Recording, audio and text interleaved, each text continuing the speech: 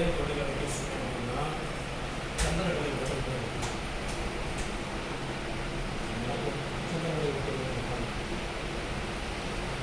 அது பண்ணும்போது இந்த ஓட்டத்தோடு இந்த ஓட்டம் சேர்ந்து வான ஓட்டமும் சந்திரகலை ஓட்டமும் ஒன்றா சேர்ந்து அதனால தான் தொடையில்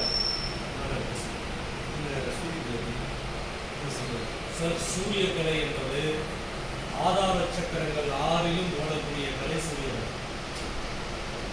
கால் சுண்டுவரில் இருந்து கால் முன்புறமா தொடை வழியா ஏறி முன்புறமா ஏறி மேலே வந்து இப்படி வந்து மையத்தில் நிற்கக்கூடியது சந்திரகலை.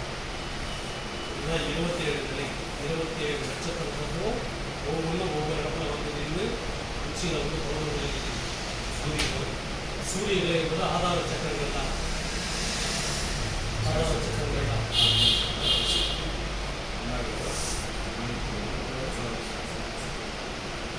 அந்த இடத்துல உஷ்ணம் இருக்கும். அதில் உஷ்ணம் இருந்தால் தான் இயக்கம். இந்த சந்திரகலையில் ஓட்டம் இருந்தால் தான் ஆக்கம். ஆக்கமும் இயக்கமும் இருந்தால் தான் உயிர் இயக்கம்.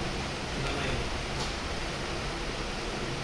அதனால சிவன் கோயிலுக்கெல்லாம் போனீங்கன்னா முதல் பக்கத்தில் சூரியன் இருப்பார், இடது பக்கத்தில் சந்திரன் வச்சிருக்காரு இருக்கு. நம்மளுடைய சர ஓட்டம் அந்த மாதிரி தத்துவமாக வெளிப்பட்டு போய் சாமி கொடுத்து வரக்கூடிய ஆன்மீக இடங்கள் நம்ம உடம்புல இருக்கக்கூடிய அத்தனை விஷயத்தையும் சூட்சமாக அங்கே வச்சிருக்கோம், பதிவு பண்ணி வச்சிருக்கோம். போன உடனே சூரியன் கொண்டது இருக்கு உங்களை நீங்கள் கொண்டு வரீங்களா?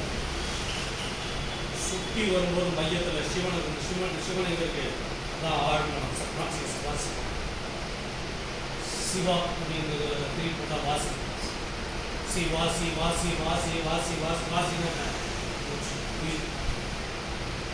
மையத்தில் வச்சு சந்திரன் வச்சுருக்காங்க. அந்த இடத்துல பார்த்தீங்கன்னா சக்தி வச்சுருக்காங்க. ஏன் சக்தி வரும்?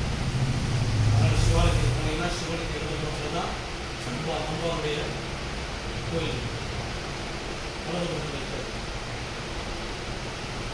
வலது பக்கத்தில் தான் சித்தர்கள் இருப்பாங்க, நாயன்மார்கள் வலது பக்கத்தில் இருப்பாங்க. ஏன் அவங்கெல்லாம் ஆக்கத்துக்காக போடுவாங்க, இயக்கத்துக்காக போடுவாங்க. இந்த மாதிரி எல்லாமே தத்துவம் தான். அவங்க அங்கே வந்து நிறைய பேர் என்ன சொல்கிறாங்க, நிறைய பேர் நல்லா சங்கீதம் நானே ஒரு கிளாஸ் கொடுத்துருக்கேன் சங்கி. ஆனால் இந்த பேரில் எங்கள் கண்டுபிடிச்சிருக்கோம். ஆனால் இதுதான் நம்மளுடைய கல்ச்சர். சங்கீதம் தான் என்னன்னு தெரியல சார். கொட்டவர்கள் எல்லாம் சொல்லி கொடுக்குறாங்க.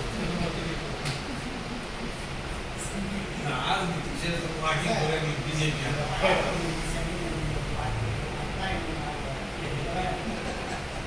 அப்படின்னு சொல்றாங்க.